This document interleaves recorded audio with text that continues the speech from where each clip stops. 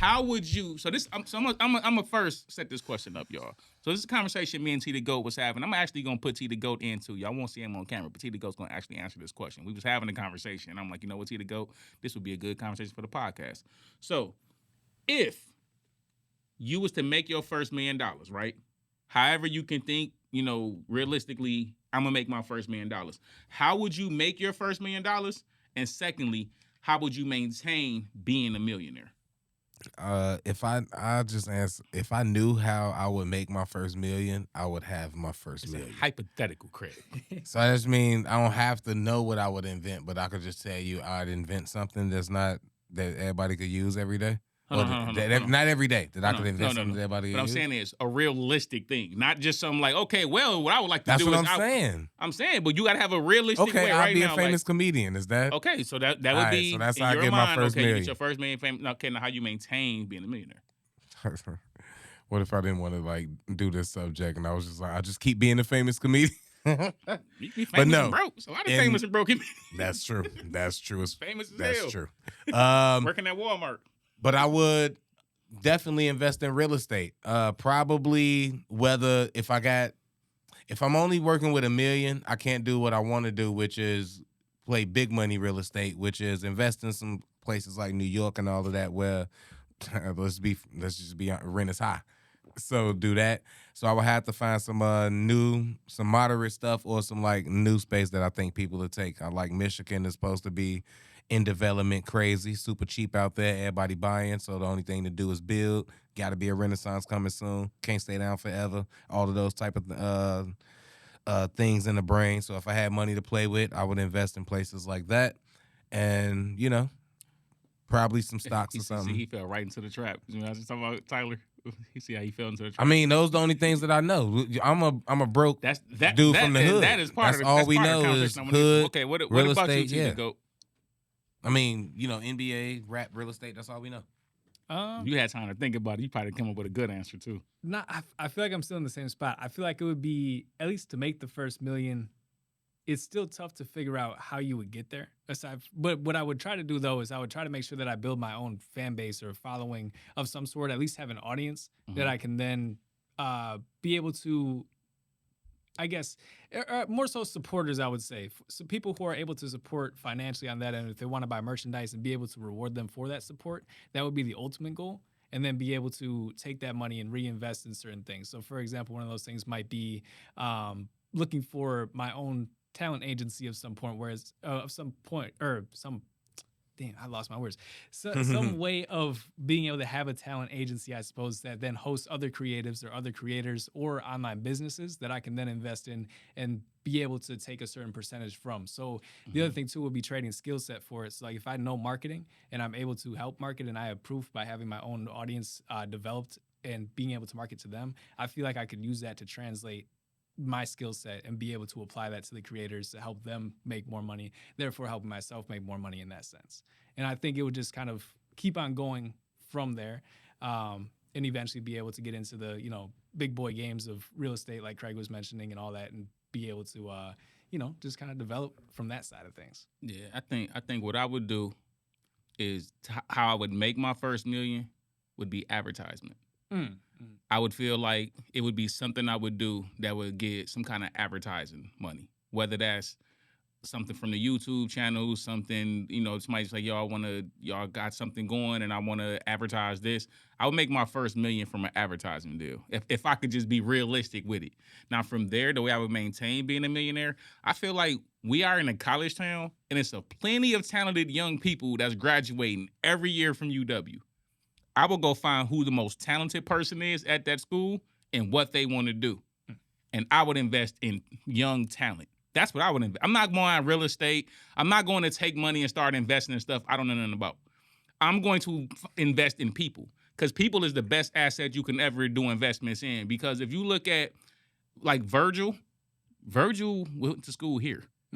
Imagine you being a person that wanted to invest in Virgil's dream. How much money you would have made off of Virgil. So I feel like the best investment you can always do is into other people. So I would find like somebody I really believe in and believe in their goals, who's much smarter than me, who's much more talented than me, and I would invest in them. My bad, y'all. Y'all know me. I partake before these shows, and this is like a serious one. So when I have a thought, I gotta write it down so I don't forget. um, at first, I was actually gonna not go against, but just have a little pushback to what Tyler was saying because he was like investing in the creators first, and then when he get the big money, he could do the real estate plan. And I was gonna be like, just gonna invest in creatives and take a chance on like other people and all of that, right? And then you was like, I'm not gonna be investing nothing I don't know about. And then I seen something up there because I disagreed with that a little bit because I seen what Rob was like and I was already thinking it. Um, it would be easier for me to invest and not know about it because then I can ignore it and be like, I got this money to play with. I can put it over here, not think about it, let it make money and do that. And that's what made me come back to Tyler's creatives thing because that is kind of that same thing. It's a bigger gamble maybe to some, but I'm putting my money over here in something. I don't know. I know about this industry, but I don't know how this person will perform.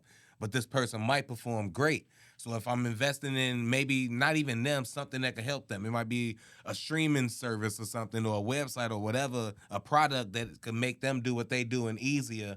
And I can invest in that. And that's kind of the same thing as investing in creatives. But I might not know about that. I might know a dude who's doing that. Like, That's wow thing or something like that. That's my point though. So if you meet, if it could be anything. Say I want to do clothing. I'm at UW, I'm in they fashion courses or whatever, them type of things that they doing.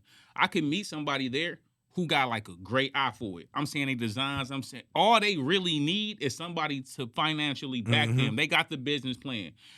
It's kind of like the Shark Tank thing, but like it's got to be somebody I believe in their vision, and I'm going to invest in you. It's the same thing as investing in a stock, except I'm investing in your hustle. I'm investing in what I think you could do. I'm gonna invest in because even if I got my own business and I say, okay, I got the finances, but I don't know all the inner workings of how to run this. But I'm going to find this young, talented person. I'm going to make them my CFO or my CEO of what I'm doing or whatever, and I'm going to say, hey, this. I'm gonna rock with you. Just let me see what's going on. But you have to find somebody who you believe in their vision too, and you can invest in that. Like stocks, but cool. I'm also doing that same thing, like the same belief and everything. I'm doing that with stocks and stuff too. If it's something that I'm looking at research and listening to somebody who got the advice, hey, invest in this. I'm not saying I'm doing this one particular thing, or the Rob point. Not saying just one particular person. I might have a few people or a few ideas or a few things that I'm participating in. That's how you get a Uber and all this other stuff that came up. Like it was a bunch of celebrities. Shaq made a gang of money off of Gucci. Hey, well, Nas made his billions off of that. Nas became a billionaire, millionaire, 100 millionaire, whatever it is now, off of his investments, real estate, Ring Camera, Uber, like that, and he just pitching in a little bit and it blow up. So I'm saying that type of stuff is what I would do. But this is what I'm if saying. I have money to play with.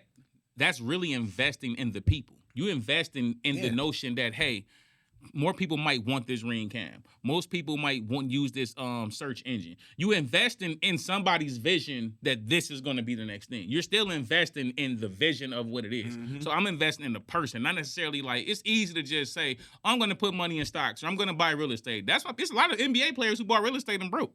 Like you gotta understand what you're investing in. That's why I say I would invest in people. It's not necessarily about the actual industry. It's about me believing in the person's vision to be successful with my money. I guess, you're right about. I guess we saying the same thing, but you more of like this gonna be successful because of this person, exactly. And I'm more so of I'm listening to somebody tell me that this is about to go big. So I'm gonna just trust that this is gonna go big. I ain't trusting nobody. Which is trusting that hey, the people running, it better be fire. At least till I pull my money out. You trusting their opinions they with say your it's money. A good investment. I'm investing in the person's vision. I'm not investing in your opinion. Oh no, this gonna be the Hey, ish. Look, I'm gonna have a few visions and a few opinions. All right, I'm gonna do a little bit of both. Try to get a piece of all of this money. But that's how I would maintain it if you do that, and that's if I get a chance, because we gotta eat. You know what I'm saying? My nephew want a car. He gotta get a car. I gotta give him a Kia. Gotta get him at least a 2025 Kia. Even if somebody's gonna come and rob it with a USB. You done got your kid. Nah, they gotta you done fix got your that. nephew They the USB. Boy, they better fix that for 2025. If the 2025 Kias come out with that USB thing, it's crazy. It's a conspiracy. That's gonna be the next Netflix documentary. The Kia Boys Netflix documentary is gonna be wild. That'd be crazy. I can't wait to see it. There's one last thing I got to add in there as far as how to maintain $1 million. I feel like your network is going to be incredibly important too. Because, okay, so I'm only bouncing back to this because from the investing in people side of things, if you're able to develop your own audience and you're able to then get sponsorships, for example, right? You build networks within those sponsors. That way you're able to then use that for the people that you bring on board. So it's like you have a way into these companies that have already been acquainted to your likeness, and now you can bring in people on your behalf and still be able to get that commission. Absolutely. It's like if you think about like 50 Cent. Yeah, you see Power. Yeah, you see all these different things, the vitamin water, but he also invested in Courtney Kemp. You had to invest in her idea to make that show what it was. You had to invest in her being the person to curate that to actually make it successful. So you always investing in businesses technically, but you invest in the people. You got to trust that this person when Big Meech had the rights to the BMF show, you have to trust who you give those rights to make that show successful. Now 50 Cent took it and he on season 4 or season 5. If you gave that to the wrong person, they could have made the BMF series, but people are like, oh, this trash, I don't want to watch it. And it just would have been a failure. So it's always about investing in people too, because the wrong person, you're going to get the wrong result.